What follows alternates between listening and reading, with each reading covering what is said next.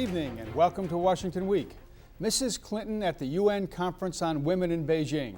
She said exactly what was on her mind about human rights. If there is one message that echoes forth from this conference, let it be that human rights are women's rights and women's rights are human rights once and for all. And among those rights are the right to speak freely and the right to be heard. Women must enjoy the rights to participate fully in the social and political lives of their countries if we want freedom and democracy to thrive and endure. From Beijing at the UN Conference on Women by satellite, Julie McCarthy of National Public Radio. You've been this week in Wairau, where the 23,000 delegates from the non-government organizations have been. Mrs. Clinton said what many people said she could not say when she went to China because our relations with China are so rocky anyway. She spoke very bluntly about human rights. Technically, she was diplomatic in that she didn't mention China, but nobody could mistake her meaning. What did the Chinese do about this? Well, I think it's crossed more than one mind at the Politburo about the wisdom of having these conferences here in China. It's really put China on the spot. China was looking to use these conferences to demonstrate its bona fides in the post-Tiananmen Square era, and that it was worthy of this kind of honor. Ironically, what it ended up doing instead is drawing attention to the very thing it's been trying to conceal, which is its horrific human rights record. With 23,000 women, with the media all over, China was bound to be exposed when it intimidated delegates, for example, from Tibet. Then no less than the First Lady of the United States comes and calls them on that record on their own soil. This doesn't happen in China. And in many ways, only Hillary Clinton, an American of such stature, could have pulled that off and gotten away with it. This is a country that doesn't brook criticism. They held their fire until Mrs. Clinton left for Mongolia, and when she was safely ensconced there, they blasted her, indirectly but unmistakably.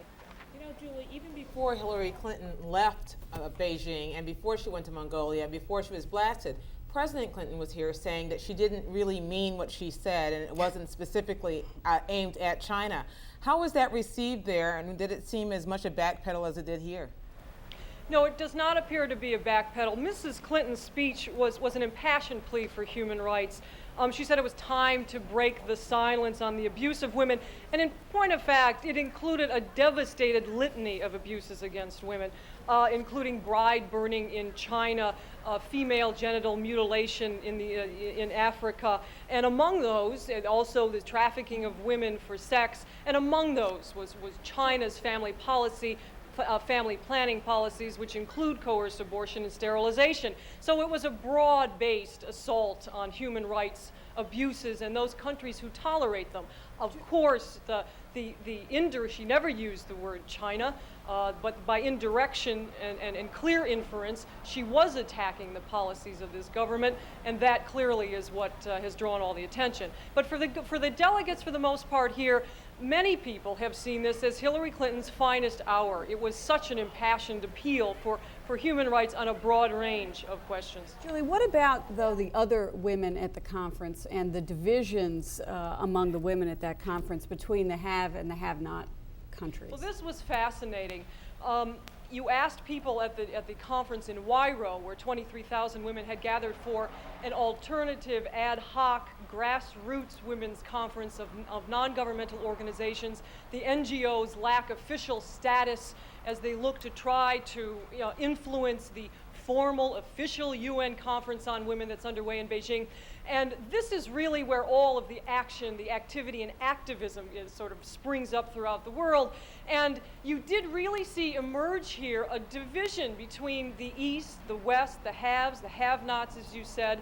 The women from the poor developing countries were not interested too much in the fact that Hillary Clinton was even here. They don't necessarily see her in the vanguard of women's rights as she is perceived to be in the United States. These people in the developing world have an agenda that they think is different from the developed world, and they don't always appreciate the fact that the U.S. delegation takes the lead and is prominent in an agenda about reproductive rights, about issues like equity and equality. They said to me, in the West you talk about equity and we're concerned with eating. Now, in the response to that, a number of women from the West said to me, but it's all at its heart about equity. Women in Sudan just need more equity than we need. Julie McCarthy from National Public Radio, thank you very much for being with us. Nice Thank report. you. Thank you very much.